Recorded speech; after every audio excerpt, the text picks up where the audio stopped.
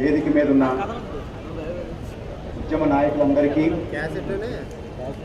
సభలో ఉన్నటువంటి పెద్దలందరికీ పేరు పేరున నా హృదయపూర్వక నమస్కారం.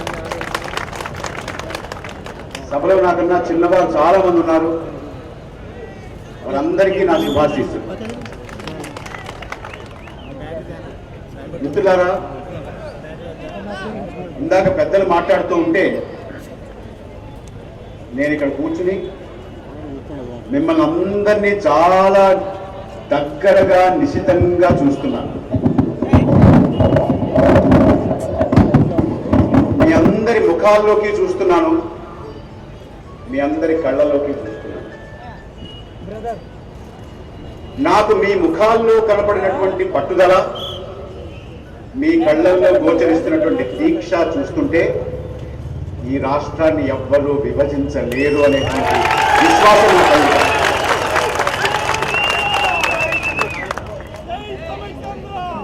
మిత్రులారా, నాకొక ఆశయం, నాకొక కల.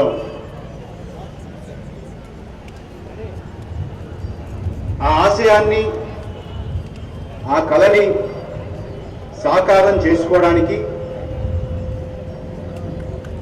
నా జీవితంలో ఉన్నటువంటి ప్రతి క్షణాన్ని, నా దేహంలో ఉన్నటువంటి ప్రతి కణాన్ని తెలుగు తల్లి పాదాలకి సమర్పించడానికి మీ ముందు ఉంటున్నాను. ఆ కళ ఏమిటంటే,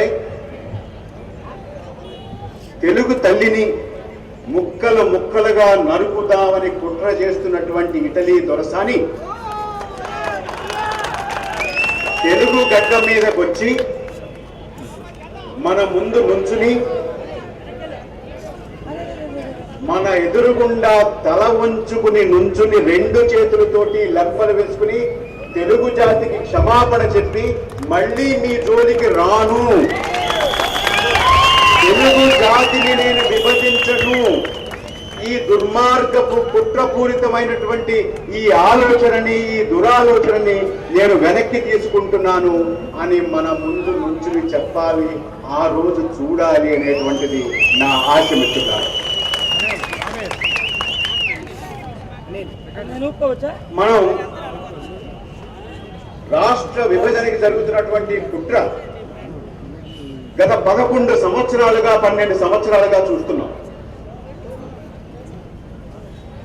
మా నీళ్ళని దోచుకుంటున్నారు కాబట్టి కోస్తా రాయలసీమలో ఉన్నటువంటి ప్రజలు మా నీళ్ళని దోచుకుంటున్నారు కాబట్టి ఈ రాష్ట్రాన్ని విడగొట్టి మాకు ప్రత్యేక రాష్ట్రం ఇవ్వండి అని తెలంగాణలో ఉన్నటువంటి కొంతమంది వేర్పాటువాదులు ఒక ఆందోళన చేపట్టారు. మనం వాళ్ళని దోస్తున్నామట. కాంగ్రెస్ పార్టీని, తెలుగుదేశం పార్టీని, వైకాపాని, సిపిఐని, భారతీయ జనతా పార్టీని మీ అందరి సమక్షంలో మీ తరపున ఒకటే ప్రశ్న అడగదలుచుకున్నాను. మా కళ్ళల్లో కళ్ళు పెట్టి చూసి చెప్పండి, మేము ఏమైనా దోచుకున్నావా? ఉద్యోగాలు దోచుకున్నాం కాబట్టి రాష్ట్రాన్ని విభజించమని ఎవరైనా అడిగితే, మీరు రాష్ట్రాన్ని విభజిస్తుంటే దాని అర్థం మేము ఉద్యోగాలు దోచుకున్నామనా? వారిని ప్రశ్నిద్దాం.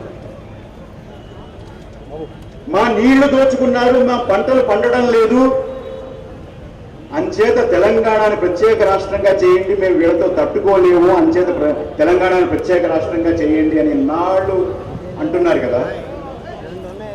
కాంగ్రెస్ పార్టీని, తెలుగుదేశం పార్టీని, భారతీయ జనతా పార్టీని, వైకాపాని, సిపిఐని వీళ్ళందరినీ ఒకటే ప్రశ్న అడుగుతున్నారు. నీళ్లు దోచుకున్నారా కోస్తా ప్రజలు, రాయలసీమ ప్రజలు? ఆ ఆరోపణని మీరు ఒప్పుకుంటున్నారా? అంచేత రాష్ట్రాన్ని విభజించారా అని అడుగుతున్నారు. నిధులు దోచుకున్నామన్నారు. మా కళ్ళల్లో కళ్ళు పెట్టి చూసి చెప్పండి, నిధులు దోచుకున్నామా మిత్రుల? మనం అందరూ ఏ ప్రాతిపదిక మీద రాష్ట్రాన్ని మీరు విభజిస్తున్నారు అని మేము అడుగుతున్నాం. రాష్ట్రాన్ని విభజించడానికి, రాష్ట్రాన్ని విభజించేటటువంటి కుట్ర చేయడానికి, ఆలోచన చేయడానికి అధికారం ఎవరిచ్చారని మేము ప్రశ్నిస్తున్నాం. మిత్రులారా, జూలై 30వ తారీఖున కాంగ్రెస్ పార్టీ ఒక నిర్ణయం తీసుకుంది అని ప్రకటన చూసిన తర్వాత మీ అందరిలాగే నాకు కూడా కంటి మీద కునుకు లేదు, నిద్ర పట్టలేదు. ఢిల్లీలో నాకు ఉన్నటువంటి ఒక ముఖ్యమైన స్నేహితుడికి నేను ఫోన్ చేసి నేను అడిగాను, ఎంత ధైర్యం చేయాలి తెలుగు తల్లిని ముక్కలు ముక్కలు చేయాలనంటే, ఎంత సాహసం ఉండాలి తెలుగు జాతిని ముక్కలు ముక్కలు చేయడం అనంటే, ఎందుకు చేశారు ఇలాగా? తమిళనాడులో దక్షిణ తమిళనాడు ప్రత్యేక రాష్ట్రంగా కావాలి అని అనేక సంవత్సరాలుగా అక్కడ ఆందోళన ఉంటే మిత్రులారా, తమిళనాడుని ముట్టుకున్నారా? తమిళనాడుని? మహారాష్ట్రలో విదర్భని ప్రత్యేక రాష్ట్రంగా చేయాలని 15 సంవత్సరాల క్రితం శాసనసభలో ఒక తీర్మానం చేశారే, మహారాష్ట్రను ముట్టుకున్నారా మిత్రులారా? గుజరాత్ లో కచ్, సౌరాష్ట్ర మాకు ప్రత్యేక రాష్ట్రం కావాలి, మేము గుజరాతీలతో పడలేము అని అంటే గుజరాత్ రాష్ట్రాన్ని ముట్టుకున్నారా? ఉత్తరప్రదేశ్ లో మాయావతి ఆ ఉత్తరప్రదేశ్ రాష్ట్రాన్ని 4 భాగాలుగా విభజించండి అని సాక్షాత్తు రాష్ట్ర శాసనసభలో తీర్మానం చేసి కేంద్ర ప్రభుత్వానికి పంపిస్తే కేంద్ర ప్రభుత్వం ఉత్తరప్రదేశ్ ను ముట్టుకుందా మిత్రులారా? ఆంధ్రప్రదేశ్ ని ఎందుకు ముట్టుకోవాల్సి వచ్చింది? ఇంత ధైర్యం ఆంధ్రప్రదేశ్ ని ముట్టుకోవడానికి ఎవరిచ్చారు మీకు? మిత్రులారా, ఈ ఆవేదనతోటి నేను నా స్నేహితులను ఢిల్లీలో ఉన్నటువంటి వారిని అడిగితే ఆయన నాకు ఒక మాట చెప్పారు. కానీ ఆ మాట చెప్పి ఆయన ఒక చిన్న నిబంధన, ఒక కండిషన్, ఒక షరతు పెట్టారు. పరకాల ప్రభాకర్, ఆంధ్రప్రదేశ్ రాష్ట్రాన్ని విభజించడానికి ఎందుకు సోనియా దొరసాని ధైర్యం చేసిందో నీకు చెప్తాను, కానీ ఇది రహస్యం, ఎవరికి చెప్పద్దు అని నేను అన్నాను. ఈ విషయాన్ని కేవలం నా ఆత్మీయులకి, నాకు కావలసిన వాళ్ళకి మాత్రమే చెప్తాను అన్నాను. మీరందరూ నా ఆత్మీయులు, కావలసిన వారు కాబట్టి మీకు మనవి చేస్తాను మిత్రులారా.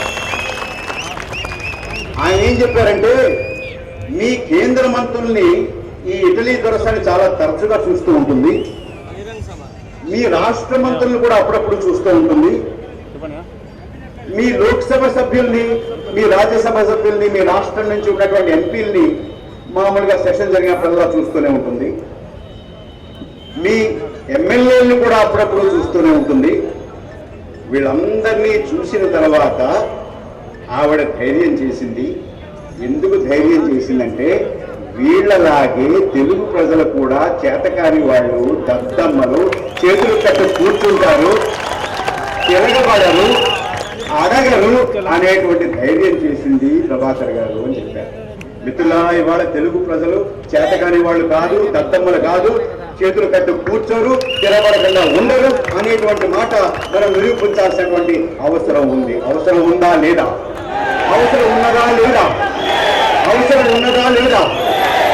మిత్రులారా, ఇవాళ రాష్ట్రాన్ని విభజించాలి అని కోరుకుంటున్నటువంటి వారు, రాష్ట్రాన్ని విభజించాలి అని కోరుకుంటున్నటువంటి వారు ఏ రకమైనటువంటి కుట్రపూరితమైనటువంటి ఆలోచన చేస్తున్నారనంటే, ఎవరు చేస్తున్నారు ఈ ఆలోచన అంటే, ఆవేళ జరిగినటువంటి సమావేశంలో మిత్రులారా,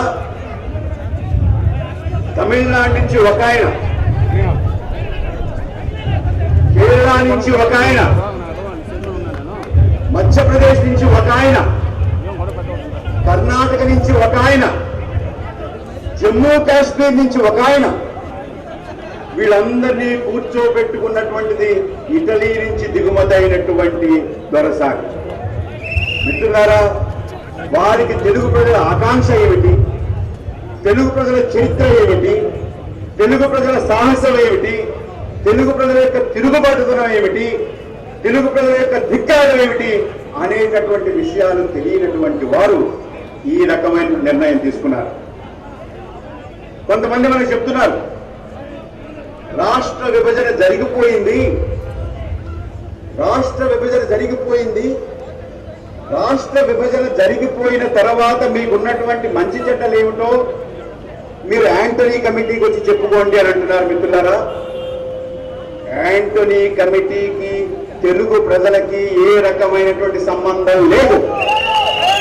యాంటనీ కమిటీని మనం ఏ రకంగానూ లెక్క చేయాల్సినటువంటి అవసరం లేదు. మిత్రులారా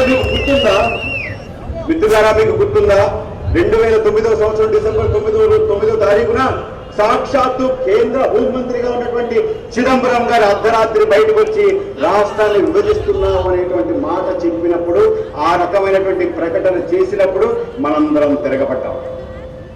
మనందరం తిరగబడినందువల్ల, మనందరం ఉద్యమం చేసినందువల్ల 15 రోజులు తిరగకుండా తోక ముడుచుకుని ఆ నిర్ణయాన్ని కేంద్ర ప్రభుత్వం వెనక్కి తీసుకుంది. మిత్రులారా, మీ అందరికీ గుర్తుండే ఉంటుంది. ఆ వేళ తీసుకున్నటువంటిది, ఆ వేళ చేసినటువంటి ప్రకటన కేంద్ర ప్రభుత్వం ప్రకటన, హోంమంత్రి చేసినటువంటి ప్రకటన, మొన్న వచ్చినటువంటి తీర్మానం కాంగ్రెస్ చోర్ కమిటీ తీర్మానం. మిత్రులారా, ఆ వేళ హోంమంత్రి చేసినటువంటి ప్రకటనతో పోలిస్తే మొన్న కాంగ్రెస్ చోర్ కమిటీ చేసినటువంటి తీర్మానం మన ఎడంకాలి గోటితో సమానం. మిత్రులారా, ఇటువంటి అనేక తీర్మానాలని, అనేక నిర్ణయాలని మనం ఓడించగలిగినటువంటి శక్తి, ప్రజాశక్తి మన చేతుల్లో ఉంది. మనం ఈ ఉద్యమాన్ని మన చేతుల్లోకి తీసుకున్నాం కాబట్టి, ప్రజల చేతుల్లోకి తీసుకున్నాం కాబట్టి ఈ ఉద్యమం సురక్షితంగా ఉంది. దీనిలోకి రాజకీయ నాయకుల్ని చొరబడనివ్వవద్దు. రాజకీయ నాయకుల్ని దయచేసి చొరబడనివ్వవద్దు. మన ముందున్నటువంటి లక్ష్యం ఒకటే, మన ప్రజాప్రతినిధులు రాజీనామాలు చేయాలి, రాజీనామాలు కావాలి, ప్రజాప్రతినిధుల రాజీనామాలు కావాలి. రాజీ డ్రామాలు వద్దు మనకి. స్పీకర్ ఫార్మాట్ లో మన ప్రజాప్రతినిధులు రాజీనామా చేయాలి. హైదరాబాదులో ఉన్నటువంటి అసెంబ్లీకి, ఢిల్లీలో ఉన్నటువంటి పార్లమెంటుకి తాళం వేయాలి. ఈ 2 సభలలోనూ రాష్ట్ర విభజనకి ఏ రకమైనటువంటి ప్రస్తావన, తీర్మానం లేకుండా ఈ 2 సభలకి తాళాలు వేసి ఆ తాళం చెవులు ప్రజల జేబుల్లో భద్రంగా దాచుకోవాలి. 2 ప్రభుత్వాలు పతనం కావాలి, రాజ్యాంగ సంక్షోభం రావాలి, తెలుగు ప్రజల ఐక్యత నిలబడాలి. మిత్రులారా, ఇది తాటాకు మంట కాకూడదు, పాల పొంగు కాకూడదు. మన లక్ష్యం సాధించుకునే వరకు మనం ఖచ్చితంగా ఈ ఉద్యమ బాట వీడకూడదు అని మిమ్మల్ని అందరినీ ప్రార్థిస్తూ నేను సెలవు తీసుకుంటున్నాను.